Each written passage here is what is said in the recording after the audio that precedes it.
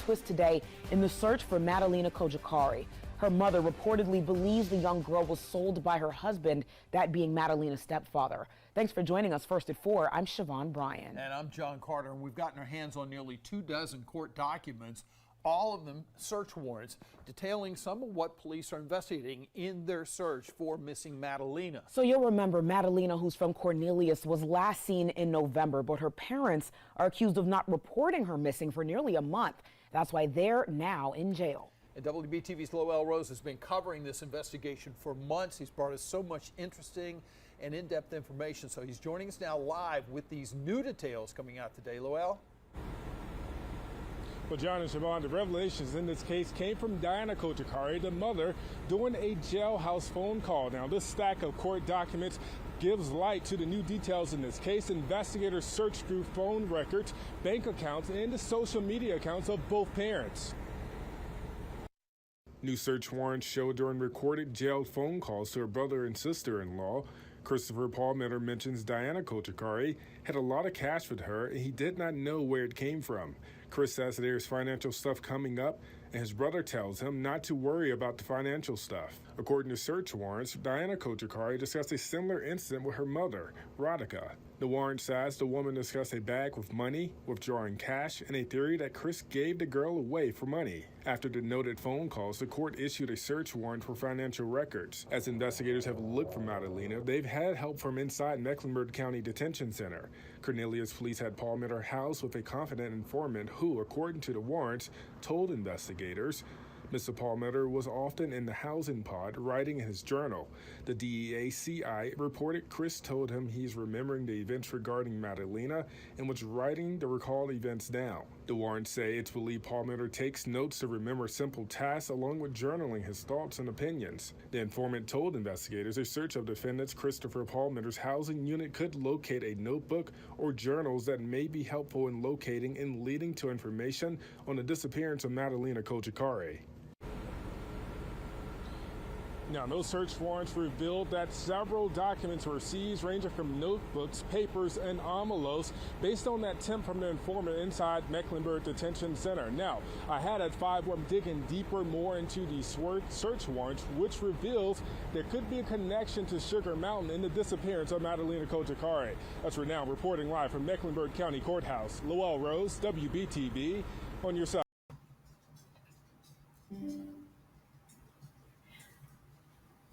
Okay, so that was the video. Now I'm going to read the news report real quick for you guys. Warrants reveal Madalina Cojacari's mother floated theory she was given away for money. This was updated today at 11 a.m. This is from Charlotte, North Carolina. Case I've been following on little Madalina Cojacari. WBTV was the source of this news and the video. Newly unsealed search warrants in the case of Madalina Cojacari reveal that the missing Cornelius girl likely was spotted in surveillance photos December 16th in Sugar Mountain. Wait till you hear who she was probably with. The recently uncovered surveillance photos of a child and a man were physically consistent with the missing girl and her only known blood relative, Octavian Sabanu, in the United States. So he is her only other relative here in the United States, other than, of course, her parents. The girl, now 12 years old, was last seen in public on November 21st when she was getting off a school bus. I'm going to link to my previous video on her as well at the top near the end of this video. Her mother told police she last saw her 2 days later, so November 23rd, but did not report her missing until December 15th. That's why you need to go back and watch my previous video on that, because it's crazy. They both knew that she was missing from November 21st, 22nd, 23rd, right? All the way till December 15th. And they never reported her missing until the school forced them to. They were really looking for this little girl. Madalina's mother, Diana, and stepfather, Christopher Palmeter, have both been since arrested and charged with failure to report the disappearance of a child. These guys, imagine, if you will, if you've lost your remote control and you ask your husband or wife, hey, where's the remote? I don't know, I haven't seen it. Have you seen it? No, haven't seen it. Okay, well, I guess it'll pop up. That was literally their attitude while their child was missing. And during this time, it was discovered that Diana decorated her house for Christmas. It's crazy. All right, so I'll finish reading. That was not part of the article. Okay, so the newly unsealed records also reveal that police intentionally housed Madalina's stepfather, Christina Palmeter, with a confidential informant in jail and later seized his jail notebooks. Court records also show the girl's mother discussed a big bag of money and withdrawing cash with her mother, a theory that Chris gave the girl away for money. Doesn't make any sense to me. Documents revealed a recorded phone call from Palmeter to his brother and sister-in-law where he said Diana, quote, had a lot of cash with her, unquote. During the same call, Palmeter said financial stuff, quote, unquote, was coming up, which his brother told him, quote, not to worry about that, unquote.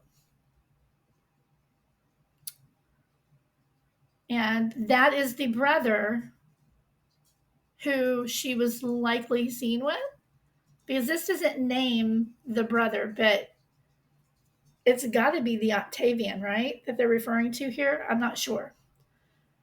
Additionally, a warrant suggested Diana had in fact seen Madalina after the November 23rd date that she reported. The warrant said that, quote, in a text message on December 2nd, 2022, Diana Cojacari indicated that she was in the presence of the missing child. On December 4th, 2022, Diana Cojacari traveled towards the North Carolina mountains, claiming to be searching. Despite the fact that she may have seen Madalina on December 2nd, Diana was seen getting an oil change at a shop in Hickory, but the attendant servicing her vehicle did not report seeing the girl. Warrants also stated that several electronics were seized, along with Google search histories and email, cell phone, messaging, and financial records. The couple's vehicles were also searched. During an interview on December 16th, one day after Madalina was finally reported missing, a Facebook message from Palmeter to Mary Palmeter McCreary said, quote, we are in some kind of investigation. Maddie is missing and the local police have taken all of our electronics. Luckily, I have an old phone, although they did not take my personal computer, probably because they overlooked it. Diana is using it now to call her parents, unquote. Why didn't they take their personal computer? It has been nearly 8 months since Madalina, who is now 12, was last seen walking off her school bus on November 21st. Her mother last saw her at their Cornelius home November 23rd, but she didn't report her daughter missing until December 15th. Since then, her mother and stepfather have been charged with failure to report the disappearance of a child. Let me see if there's anything interesting here in this little section. November 21st. Got a nice timeline here. That was her getting off the school bus at 4:59 p.m.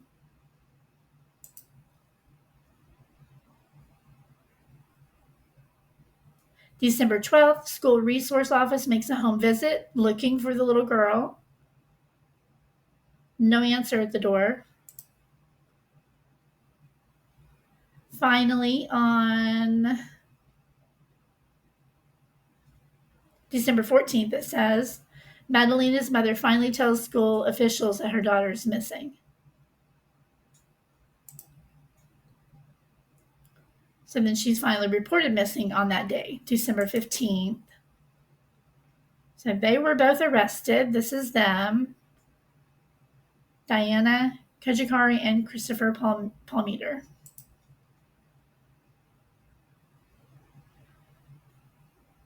Says prosecutors say that Madalina's mother has, quote, hindered the investigation, unquote. Court officials said during her first court appearance that Diana Cojacari has hindered the investigation so far and begrudgingly reported her daughter missing. Begrudgingly, guys.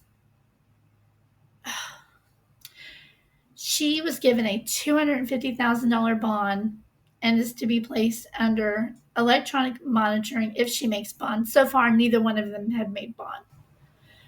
Christopher Palmeter was assigned a public defender and given a $200,000 bond. So the police returned to their home, did some more searching December 22nd.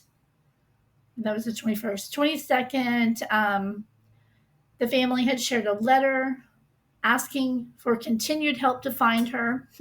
Okay.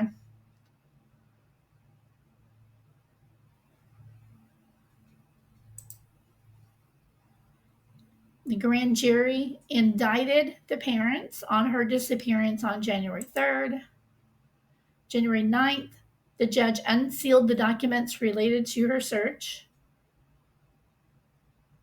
And I am going to get the case link and put it down in the description so you can go look at that if you'd like to.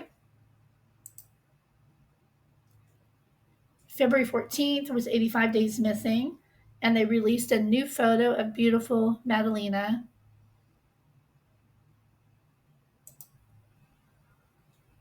"100 days missing." Man, look at that little girl.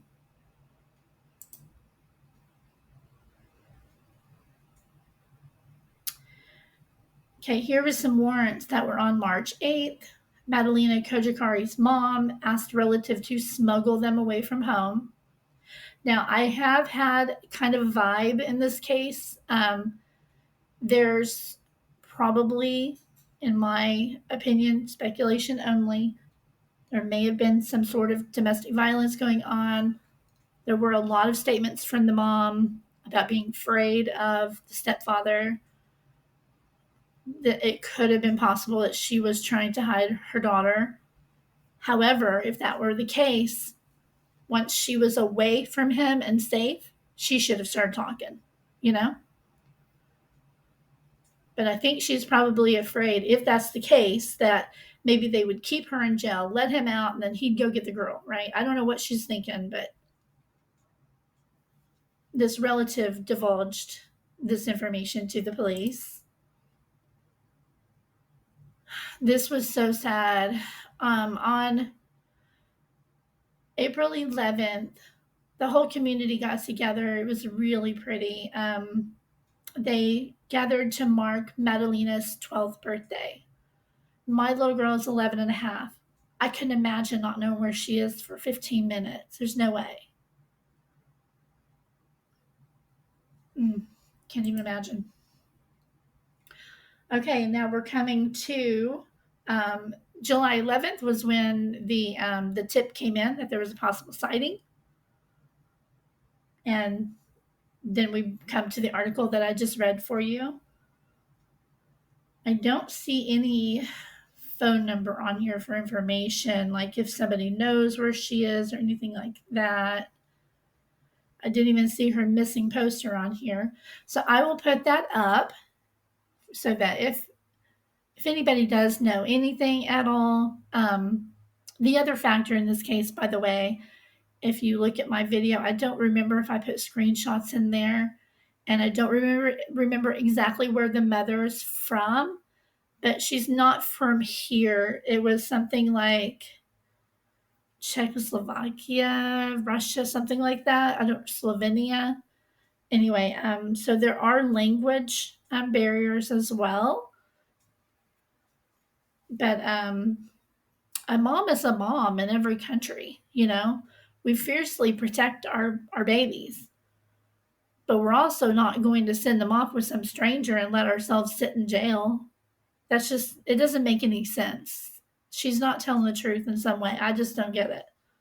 But if anybody does know anything, they need to come forward and let the world know that Madalina is alive, that she's safe, that she's okay, no matter what happens to her, you know.